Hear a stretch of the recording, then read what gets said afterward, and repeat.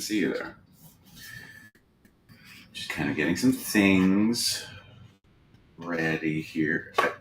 This probably doesn't look good on the screen. I've got a little folder here I'm kind of dicking around with, so to speak. Yeah. So that's fun. Let's go. Let's get into, where'd my little chat go here? Live chat. There you go. It's fun, the word, chat. C-H-A-T, French, chat. That's cat. So we have a live cat. En français. Ouais.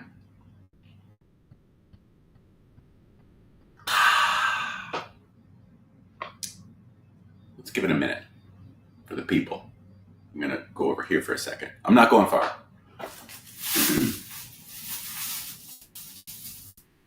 I'm just trying to wrap up a little bit of an inadvertent arts and crafts project. Joey, I'm good, man. How are you? How's everything with you? How you doing? Good. Let's scoot that up. Oh God! As I was leaning the monitor forward, my finger was on the power button. I almost turned my computer off. Wouldn't that have been a hoot? So, Joey, you'll be getting some of these pretty soon. We'll talk more about that. What do we got?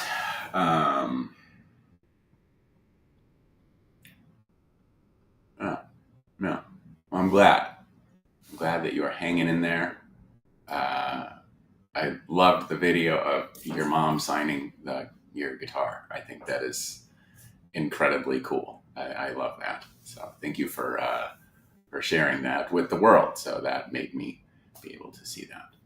Appreciate that. It's nice when, I don't know, things take on additional meaning and stuff.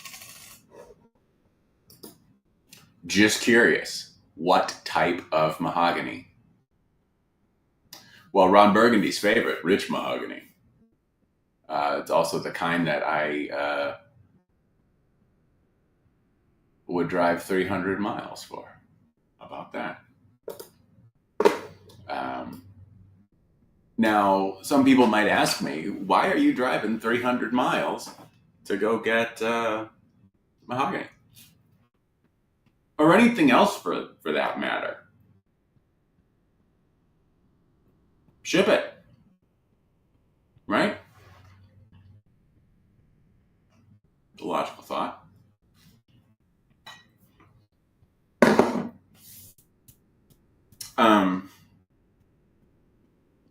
One of my suppliers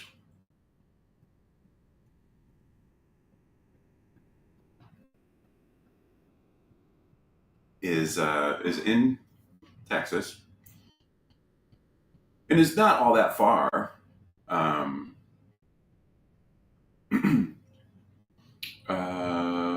Yeah, it's over 100 miles, but like my thinking is, if you're going to order, get some body blanks, a couple, ship those. But if you're getting, body blanks, neck blanks, especially enough that should, make a fair amount of guitars, your shipping is going to be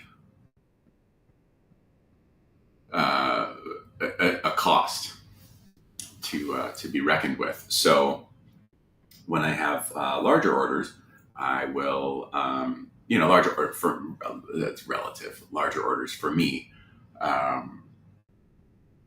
I just say to my buddy, I says, hey, how about I just drive out, come see you, pick it up, get out. And then he says to me, okay. What do you think of that? So yeah, yesterday,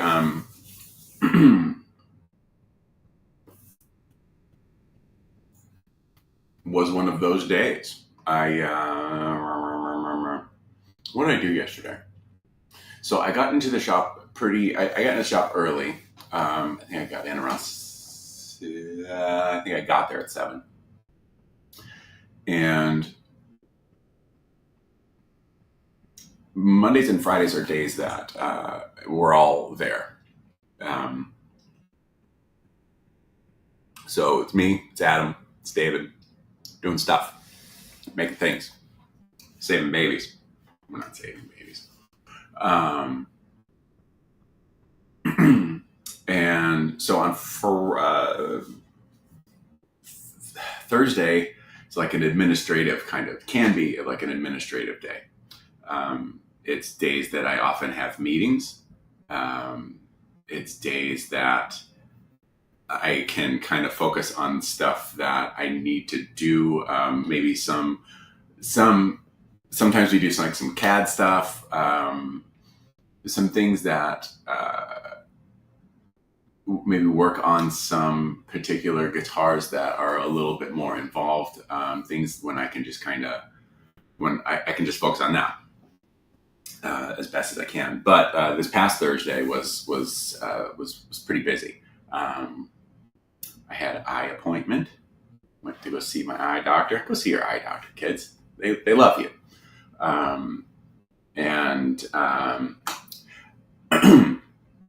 For decades, I used to wear just contacts all the time. Excuse me. And over the past, I don't know, handful of years, I wear my glasses more. And, there are things that I miss, like sunglasses. Well, you could get prescriptions. I'm not gonna. I could do a lot of things. And so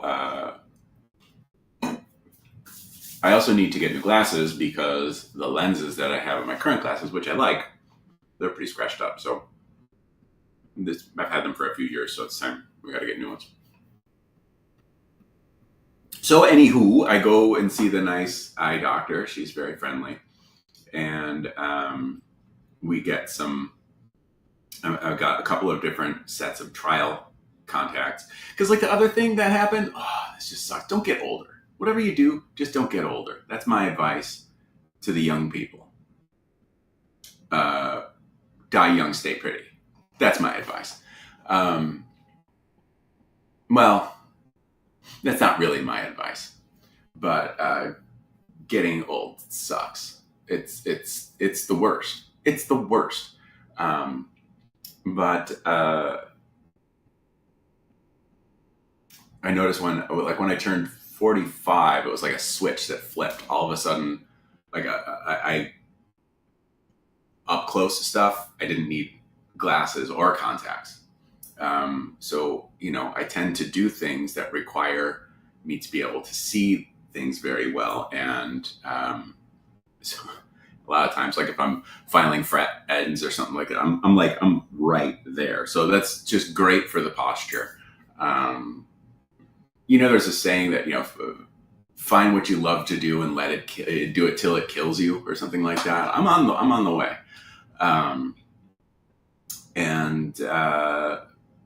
So anyway, yeah. So I'm missing having contacts. So I talked to my nice eye doctor, and so we're trying out a few different pairs again. And theoretically, I could get like progressive contacts, and I had some at the last appointment I went to, and it's like a balance of like it'll help you see far, it'll help you see near, but like neither one of them works particularly great. So I would rather, I got to the point where I said, well, I think I would rather just have single vision lenses and adjust accordingly as needed.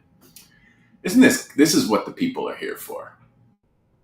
To see some guitar builder talk about his eye prescription in his pajamas. I almost said underpants.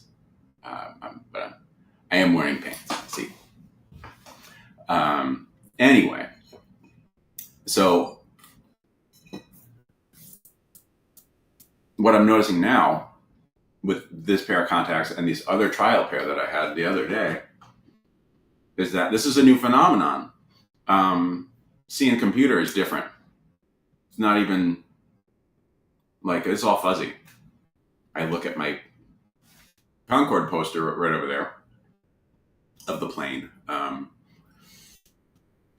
I can see that perfectly. I look at the things around me, in front of me, and I can see perfectly. Computer, it's a little fuzzy. And let me tell you, not a fan. I'm not a fan. I'm not a fan. But that's kind of that's yeah. That's part of that's Thursday. Sarah's laughing because I'm an idiot. Is that why you're laughing at me? Or are you laughing at me? Yeah. Yeah. It's my world. She's closing the door. Oh, I'm always talking about my glasses. I wear progressive lenses. I didn't even know there was such a thing as progressive context. It is a thing. So far, I haven't found the right balance, and that blows because, like, up until this lovely change, I had no problems. I didn't have to differentiate between close and far. And I was always a little overcorrected. So, like, everything was super crisp and it was great. And I don't have that anymore. I think that's kind of like another example of, not another example, but it's just like another one of those like little things. Like, it's like, oh, hey, you're gonna die soon. And that's okay. I'm here for it. I don't mind that, actually. Yeah, this took a turn. But no, that is true. I would not welcome it, but I'd be okay with it. There's this question. These little, like, dumb, silly personality questions that I got from this podcast I used to listen to, but I don't hear anymore. And they would end it with these 3 questions. The first one is like, and if you want to do this with your friends, it's fun. This is how Adam got his White Tiger nickname. If you could be any animal in the world, what would it be? And what are the characteristics or the qualities of that animal that make you choose it? And it could be like anything. It could be like a shark with a bear head. Well, why a shark with a bear head? Well, because it's terrifying. It swims. It's ferocious. It also, looks different. Keeps swimming. Always keeps moving. Like a shark. But bear, you kind of think of being very protective of its people and those. So all of those characteristics, you kind of take note of that. And then the second question is, if you could have any animal as a pet, what would it be? And again, what are the characteristics? And so let's say, what animal would I like as a pet? Let's just say I would like a cheetah. Why a cheetah? Well, they're unique. You don't see them a whole lot. Most people, when they think of like big cats, think lions, tigers. Maybe don't always think of cheetahs. They're very fast. They're very graceful. I like their little markings here, since I was a kid. And this is gonna be sad kid Sully warning, but like I really liked it because I really liked cheetahs as a kid because of these reasons. They're really fast. They're a ferocious animal. Fastest land animal. I'm really hitting this fast thing. And their markings, it looked like they were crying because they're sad. And then they're endangered. So some of those characteristics, they're very fast, so they excel at something. They might look a little emotional. They might appear a little sensitive. They're smaller than the large cats. They're endangered. Anyway, so those are some characteristics. And then the last question is, all of a sudden your eyes are closed, you wake up, you're in a white room. There are no doors, no windows. You don't know how you got there. Uh, and there doesn't seem to be any way out. What do you do? And some people would be like, well, I'm going to check all the seams of the walls, make sure there's no secret doors, make sure there's no, do things to try and get out. Some people would panic. Some people would scream and trying to bash the walls down. Whereas some people would be like, I kind of confirm my surroundings, make sure that this is truly what it is. And then, I don't know, maybe I'd just take a nap. So do this with your friends. It's fun. And I know there's like nobody's watching anymore, but whatever. It's just your loss. Nobody, everybody. So the animal that you would be is how you see yourself. The animal you would have as a pet is how you would like others to see you. And the white room is how you view death. And they're just silly BS, fun things to do on a road trip. And so when Adam and I were driving out to Nam, I asked him these questions, and I think one of the questions I think the what would you have as a pet? He wanted a white tiger.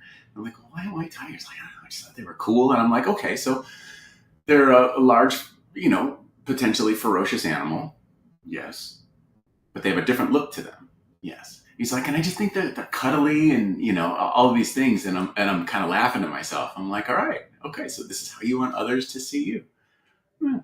So that's how he's the white tiger. And see, all right, so catfish, nap for the win. Yeah, I think somebody maybe a little bit younger, maybe somebody who's just starting out a family, like, I'm getting out of here, yeah. Feel free to share that with your friends. This is probably the best part of the show so far today. Okay, so let's see. We talked about the eye doctor.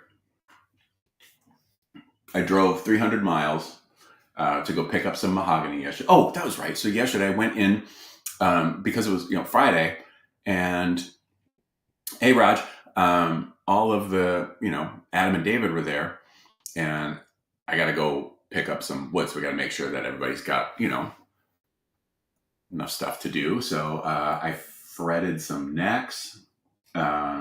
Because I'll get frets in, and then David will get them flush and beveled, and then this is part of our neck process. So like we do the machining, I glue the carbon fiber rods in, get the truss rod in, glue the fretboard on, and then after go ahead and sand the fretboard out, get the cutter marks out from the machine. And then I get the frets in. And then David will get them flush and beveled, and then sand the neck, so it's ready for the next thing. We've sent a bunch of guitars out to paint in the last 10 days, maybe 10 guitars. Now that I think about it, yeah, and so that's good. Michael Sweet's next guitar is in that batch, and it is in the process of getting its yellow and black glow up, as it were. And I got to get that to him pretty quickly. So Striper fans, you're going to see, actually, even if you're not a Striper fan, you're going to see it soon. Why? Because I'm going to share pictures of it. So that's happening. Speaking of other guitars that are going to be touring, Andee Blacksugar has his newest Stardust, and it made its maiden voyage on stage last weekend. I had a great weekend last weekend. I know we didn't share, but like I didn't do this last weekend, but I had a fantastic week. I probably had like one of the best weekends I've had in a while. Just a lot of chatting with friends. And just a handful of people being super, super nice to me. And that was super, super nice. So Andee got this Stardust. I had an idea that I wanted to kind of, I needed a reason to make happen, because I have, there's all kinds of guitars and stuff that I want to make, but like there are ones that are in the build, and like, okay, cool, that would be a fun idea, but like we're not here to do that right now. And so I had this idea with a Stardust. The Stardust model to me serves a few different, has a few, can have a few different looks. And, we've put the Arrow 3.3 headstock and then the Raven headstock on Stardust in the past. But like, to me, I don't really know what the right headstock for that model is. They both work. But like, to me, there isn't one where it's like, that's it.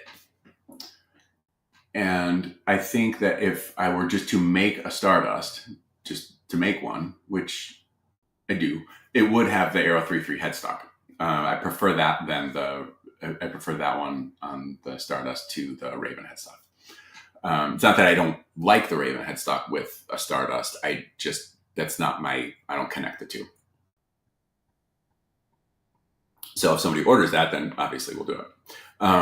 But, when I think about a Stardust,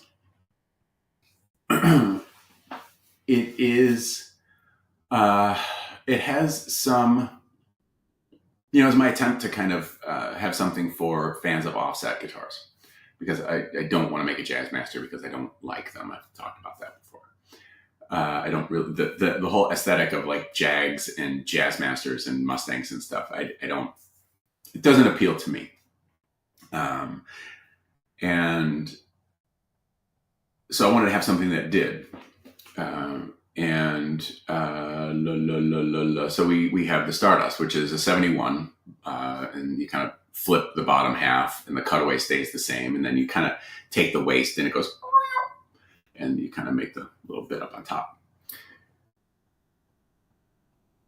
So to me, it has some aspects. Generally speaking, it's a flat top body. I mean, we do an arm contour if somebody wants it. It has some telly connections, sort of. But to me, it's if you had to pick a style between, whatever. To me, it's kind of Fender-y, sort of. I think you get where I'm going. Maybe you don't, but it doesn't matter. And so I've always thought, well, maybe not always thought, but I thought, what if we put like the 622 headstock on a Stardust? I think that might kind of work. And so I was talking with Andee. I'm like, I got this idea. And he's like, okay. And here's what I'm thinking. Let's make a Stardust that has like a 622 headstock on it.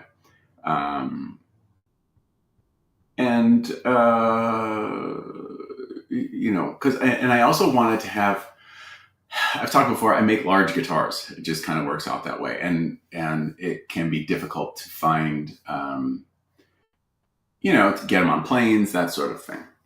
So I wanted to try and find something that would fit like inside a normal dimension electric guitar case. I failed there. And that's just because the body is just too large. So is what it is. But I did, having the 622 style neck on it, it made it a shorter instrument. But I'm like, okay, yeah, I like that. And, it's a little tough for me to get my main, to kind of decide how I feel about it, because I haven't made a right-handed orientation yet. And sometimes I just need to, I need to be able to see it in a right-handed configuration. But I think it's cool. And so with that, with Andee's guitar, Yeah, I made the neck a while ago, and it was one of the first that kind of started having carbon fiber rods in the neck for reinforcement. Um, and I've been rolling that out over the last maybe 6, 7 months or so. So now, pretty much all of the customs, certainly all the ones that we've been making this year, have carbon fiber rods in the neck for additional stiffness. And the reason that I wanted to start doing that is, especially when I think of Andee, when he's touring with Blondie or KMFDM, those guitars, I mean, and anybody that's on tour with their stuff, the guitars are going through different temperature changes, humidity changes, and necks are just going to respond to that. It's wood. So I wanted to, let's, see if we can make something a little bit stiffer that's maybe a little bit less, a little bit more resistant to that sort of movement. That fretboard is also, I've been kind of experimenting with ebony alternates. And this is the fretboard on Andee's guitar is, it's called Royal Blackwood, which is, it sounds like a funny name for somebody, I guess. And it's really is roasted purple heart. But it's straight, it's completely black. Visually, it's a little bit more porous of a wood. It's not quite as tight grained as ebony is, but it machines really well. It takes frets like a champ. It's a nice playing surface. I have been using it on some things for a little while. Like I think the second Astro has that as a fretboard. We've been using it, and I like it. And so it's got that, and then just for funsies, Andee's Blacksugar transmission project. The logo is a loudspeaker, and so I just made that loudspeaker logo as inlays, and then also his that neck, the logo is inlaid. It's just an acrylic black inlay, and I kind of wanted to try doing that. And it came out okay. I mean, it's all right. It's not, we would have some, do some further tweaks if we're going to do that. And especially on like angled headstock guitars, it would be an additional pain in the ass. So like, I'm not saying I want to start doing that because quite frankly, I pretty much don't. And like, a lot of our headstocks are painted, and, there isn't really, I don't necessarily see a need to do it, but it could be something that we could do if I felt like it. I'm not going to make it an option. So it's got that. It's a hum single, which we haven't done on a Stardust before. There's no pick guard. We've done that on Stardust, usually on the deluxes, but like the Murder Stardust that I took to NAMM in 2020, that one doesn't have a pick guard. And then it's got the stun knob, which is, so a lot of Andee's, Andee uses this Eventide H9 effect, and he uses it for a lot of things. And I don't necessarily understand how the H9, like what the H9 really does, but I know that there are some like delay functionalities and some things like that Andee will kind of use as like a, kind of like how some people will like, do a dive, like at the end of a solo or something. He kind of uses it to kind of punctuate the ending of something or whatever. And we have it. So like one of his people at one of his friends at Eventide kind of designed this. They were the first person to kind of put this stun knob together. And really what it is, it's basically an expression pedal in a pot. So instead of having to, step on something, Andee can just roll the thing back, and it will, if whatever settings, it will just kind of disintegrate. He's done some examples of this on his YouTube channel, so it's worth checking out. And then, so, we painted it white. My idea is, I know that he, when I saw him last year, we were seeing, yeah, I forget, but he likes to draw and stuff like that. So I thought, well, why don't we do, we'll just paint it white, put like some clear coat on it, but like sand it flat so you have a nice flat surface, and not so shiny. And then why don't you just draw all over it? Get the Sharpie out and just have fun with it. And so that was the plan. And there might be some additional stuff in there. I don't remember, but like, I think I like the Stardust with the 622 headstock. So if any of you kids out there want to order a Stardust for yourself and say, and want like a 622 neck on it, it's not an even swap. I mean, I have to design it, but I think I'd like to do that. I think I might kind of do that in an upcoming conspiracy series run. What a segue! The current conspiracy series run is wrapping up. I have received some photos from the factory of, let's see, I got pictures of the 2 Trellas and the Raven that's in the run. So I'm waiting on photos of the Concorde 22. I keep calling it a 23, which I don't know why. And the Concorde 24. And waiting on photos of the Supernova that has been the sustainer for that. Let me tell you, kids, that has been a process. It's been a process. It's been a process. So I haven't seen photos of that or the 624s that are in there. So I know that I'll be seeing photos of them early next week because for the first time I have a factory liaison and independent inspector.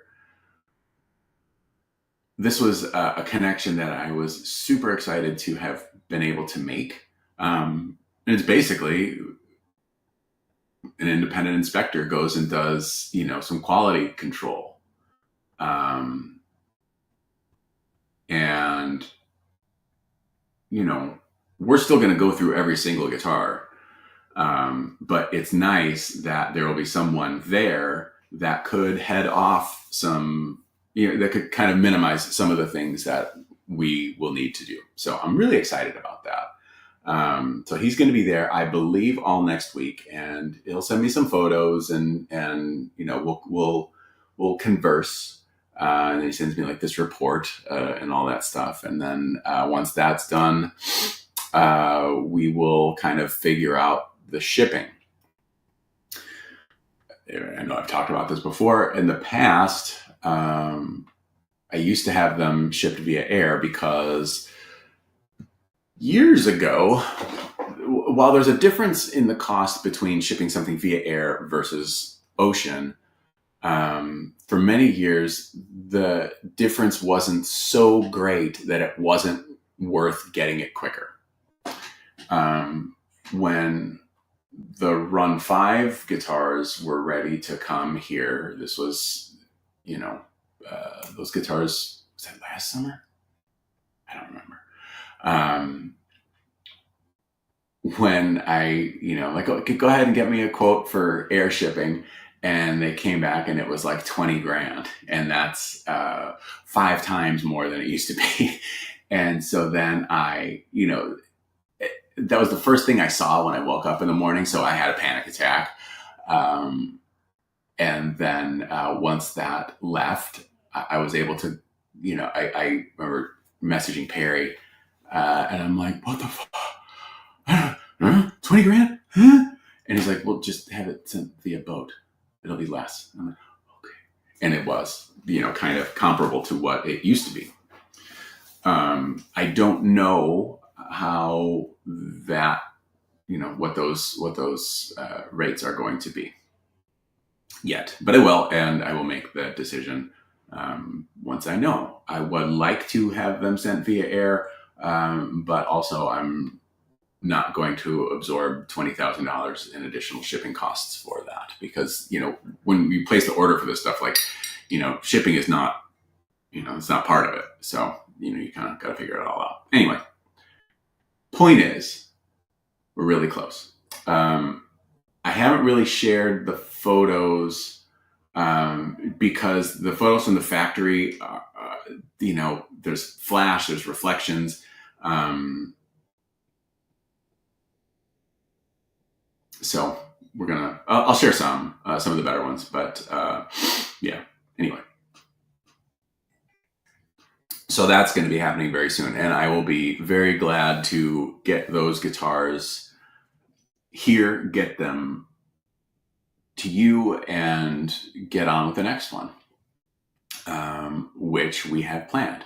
Now, the other thing that we're going to do is, so we have this run going on right now. It's, 6 or 7 guitars, I think. And we have the ability now to do smaller runs. So we're going to do that. This next little batch that's going to happen, we have the mock-ups are done. They look great. They are based on specific guitars that I've built. So I think one of the things that I would like to do, and I don't necessarily see a reason why we can't with some of these models, is, with these smaller runs, it'll be more of like a limited kind of thing. Like, we're going to do a small batch. There's only X amount available. I want to base them on, customs that exist. Maybe some ones that I thought were super cool. As long as the finish isn't, as long as the finish is something that they can do, then I don't, I'm certainly open to it.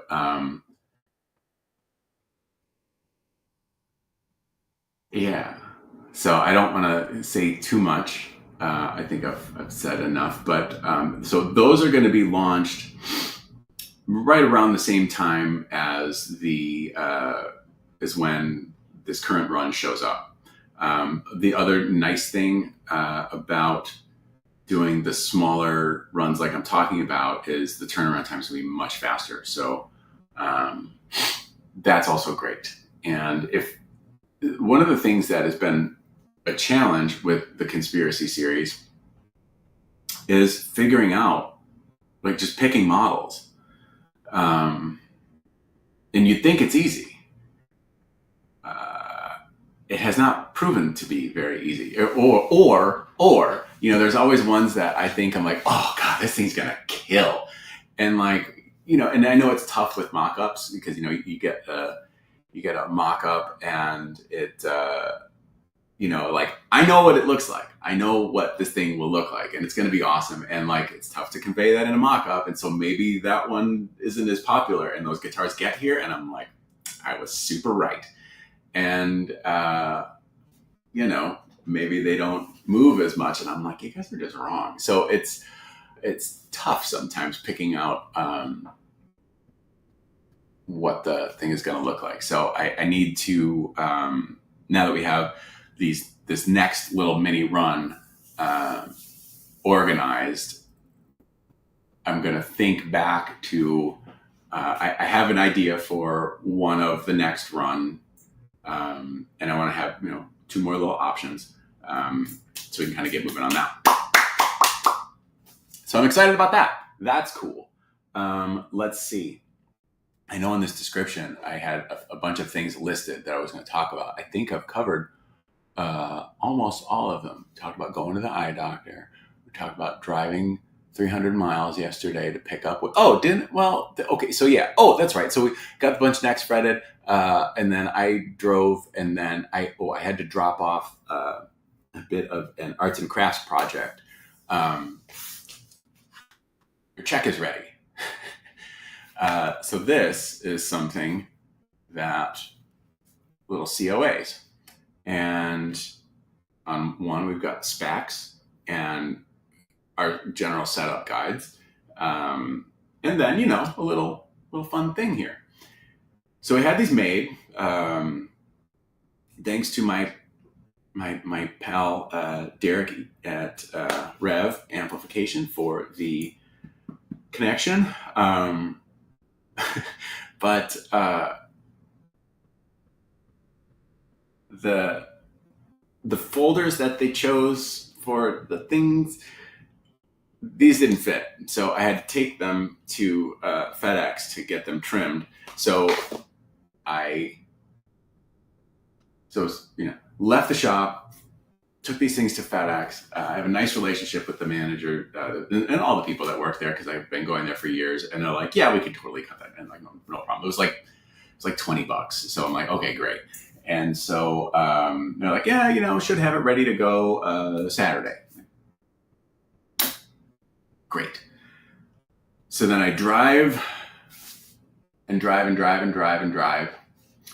And I picked up a whole bunch of mahogany and a quilted maple top that will make you weep. I hope I don't mess it up. And then I drove back. And as I was driving back, I got a nice call saying, hey, your stuff's ready. I'm like, really? And so I picked that up. And then, by the time I got back to the area, it was like, I don't know, like 5:30 or so. And like, I'm not going to sit. I had to go to the shop and then just like unload all the stuff because I did not want to have a bunch of mahogany sitting in my car. Even though it's in the garage, I don't want it sitting in my car over the weekend. So I'm like, I do not like, this is toast from driving. My days of road trips are over. And that's kind of a bummer because I used to really like that. But so I drove up to the shop, unloaded the stuff, and then brought some of these folders so I can start putting these together. So these are going to go to custom clients. And I'm going to be filling these out for pretty much everybody that's had one. Well, everyone that's had one this year and last. I've got all the details, but like previous ones, get in touch and we'll get you one. So, yeah, stoked about that. We've got some stuff. Let's see.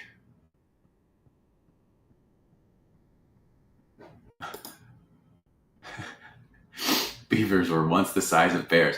Could you imagine? No. But could you also imagine the dams? My gosh. Need to get contacts as well. Just haven't got to get them checked. Get your lenses checked. Worth repeating. Mystery School, if you are still watching, with your progressive contact lenses, do you find it like, is it so much of a trade-off for you? Because I know that they can adjust things. Like we can make it a little bit more powerful in the up close and a little less powerful in the so fars. But like, I want it to be just like super powerful for everything. I want to be able to see through walls, people. Let's see. Good morning. Kitty Face. The Islands of Adventure in Florida. Are they really islands?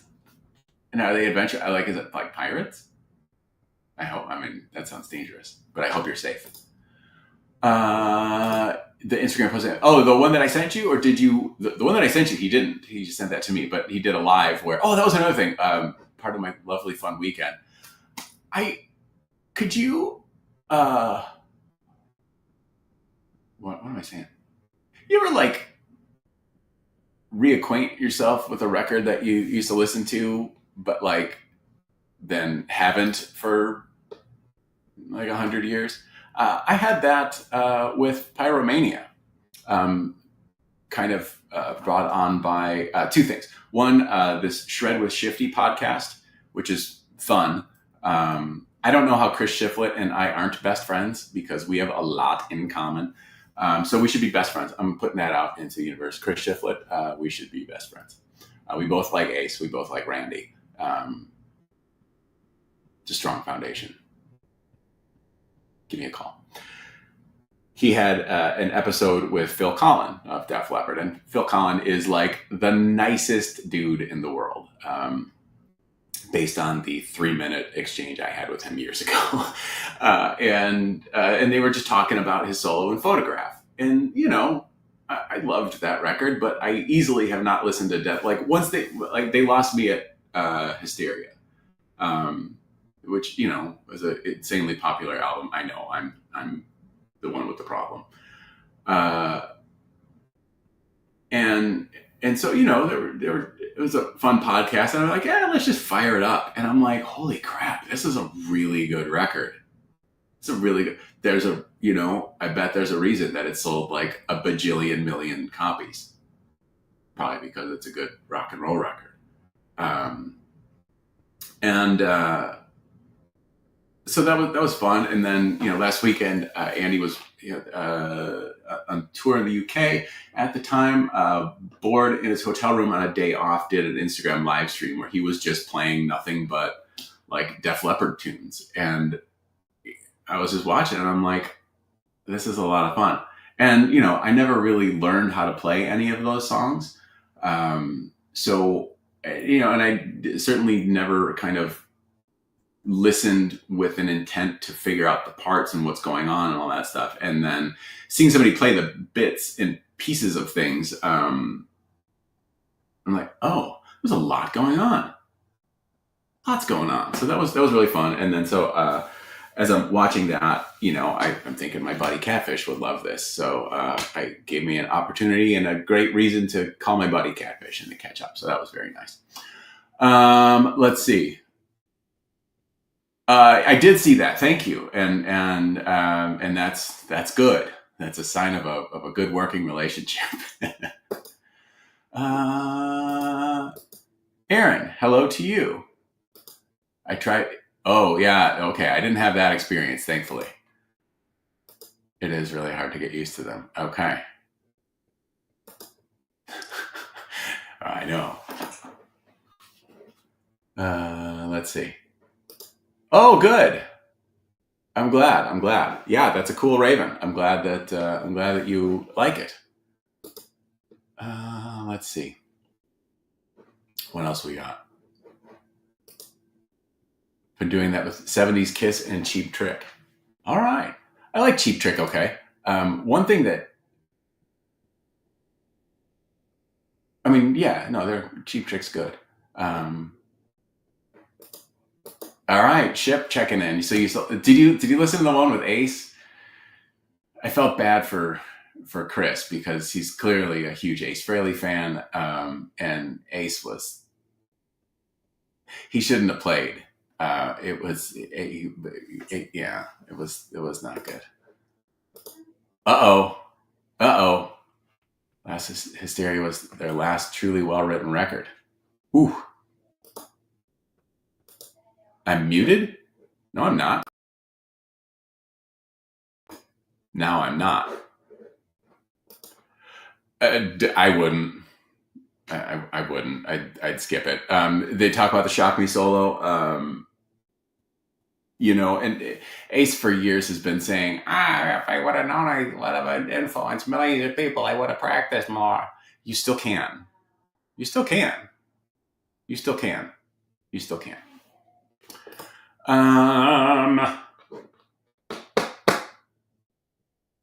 What else? I think that's it, guys. I was never muted.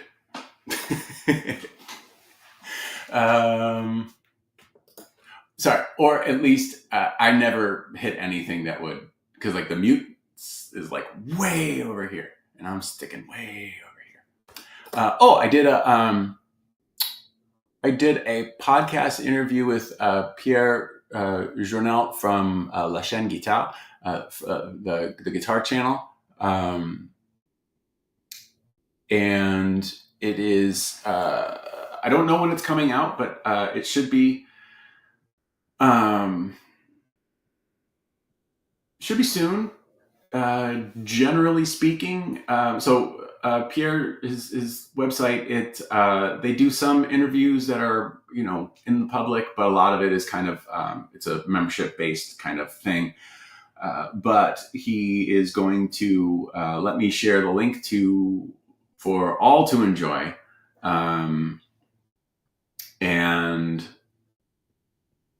and I also have he sent me the link to our full NAMM interview And he said that I could share that too. And it's my bad. He shared that with me like soon after Now Almost Done, and I just haven't shared it yet because I haven't. But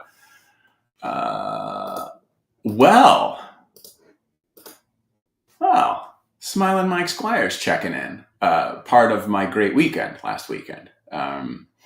If you are unfamiliar with Mike Squires, well, you should familiarize yourself with him because he's great. Listen to the Couch Riffs podcast. You can watch the video podcast.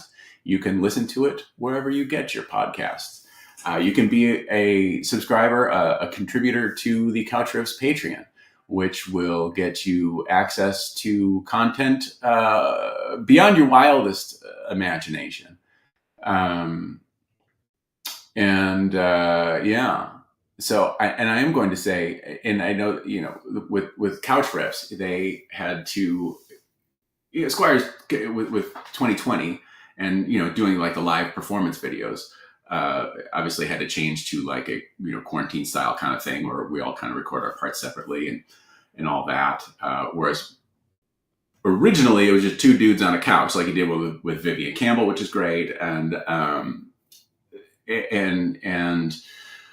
there are other performances where it's just a band and you're gonna play the song one take, that's it. Like if you watch the one that I was fortunate enough to be in for Toys in the Attic, it was me, Steve McSwain, Billy Rowe from Rock and Roll Relics, Mike Squires from Mike Squires, and your pal Sully playing Toys in the Attic. And I really wish that the rehearsal was what got recorded because I played much better in the rehearsal.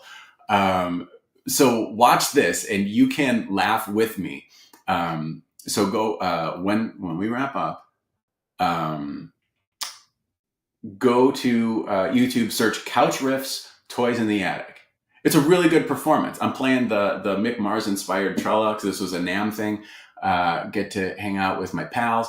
And I never really learned that solo. I never really learned Aerosmith solos because like Joe's got a real weird phrasing. And I love Aerosmith, but like, I never really learned the solo. So I can't really hear it. And, if I can't hum it, I can't play it. And so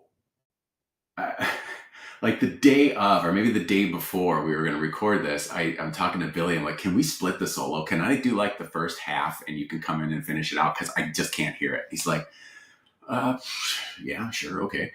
And so that's what we did. And the rehearsal was fine. When we recorded it,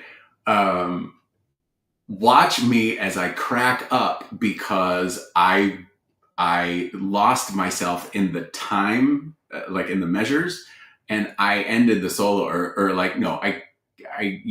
I bailed out of the solo early, and then I went into the rhythm or something, and I just start laughing. So that is the joy of Couch Riffs. But I was lucky enough to be in some of the other quarantine style. Where I didn't necessarily play any better, like the one we did, the Ramones, Merry Christmas, I Don't Want to Fight Tonight, where I played bass terribly, which is, I guess that's kind of me. But my hand claps in Best Friend's Girl were pretty good, I would like to think. But that's not the only reason you should listen to Couch Riffs. I will say that some of the covers that they did, I like better than the original version of the song. I'll use Smashing Pumpkins' Cherub Rock, for example. I like that song. I don't have an issue with Billy Corgan's voice. A lot of people don't, are either kind of hot and cold with Billy. I like that song. I will tell you that when you have Captain Kirk Douglas from The Roots playing guitar and singing that song, that will become your favorite version. There are a few instances of Couch Riffs videos that have replaced my appreciation, or become my favorite version of that song. Anyway, I did. The Mick is Fire haunts my dreams. Yeah, that's a rad one. Am I sounding like Juan right now?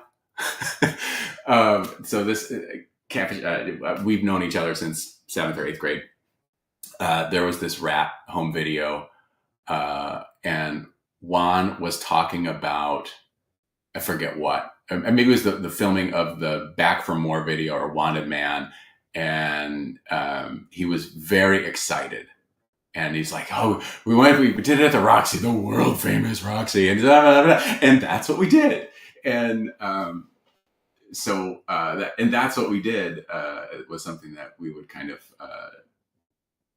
reenact, much to our adolescent delight over the years. So I think that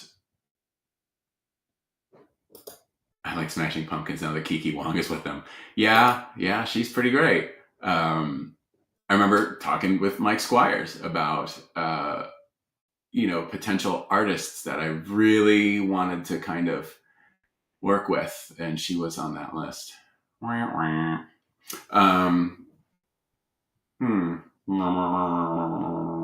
else? Who else was on that list? Carmen Vandenberg from Bones UK is definitely on that list. But they're pretty connected with Fender. So there's that. I haven't really had much thought about too much else. What else?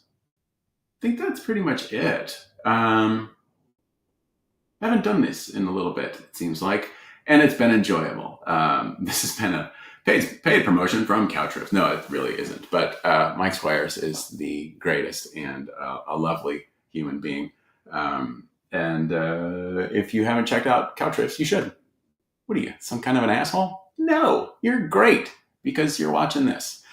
And yeah, I'm going to go. So I hope I'm going to work on these. Here's your... Yeah. I probably shouldn't have shown this because my initial thought was like, oh, we'll just make it a surprise. If I keep everything a surprise, how am I going to feed algorithms? How am I going to do that? I'm not. So that's it for me. I hope that you have a lovely day. I truly believe I've covered all I intended to cover. Henning got a 71 Tralla and the Candy Floss one, and he's said some incredibly nice things to me about that guitar. So I am very happy about that. I was a little nervous because Henning will say, I really like this guitar. I really like this aspect of this thing, but man, I just hate this. Why the hell would anybody in their right mind do that? And I was very apprehensive. I'm like, oh, I don't want it to be, I don't know. And, I haven't seen he hasn't done like the actual video with it. He's done a few videos where he's kind of talked about it, but could be coming. I don't think it is, but I think he likes it. And so that's good. So I'm going to go get more coffee. I'd say you've had enough. And I hope that you have a lovely day. You look great. Wish me luck with these contact lenses. I would like to go back to them because I think, I'm not going to lie, I think it's a much better presentation. Although it's a much better presentation when we go see the hair and makeup team, a little bit more, what's the word I'm looking for? Regularly. That's the word I'm looking for. Regularity is important. It's just important with many things in life, See your hairdresser. Get fiber. Yeah. Or don't. I'm not going to tell you how to run your life.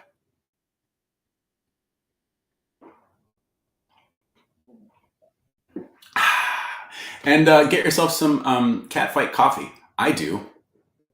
And I'm glad I did.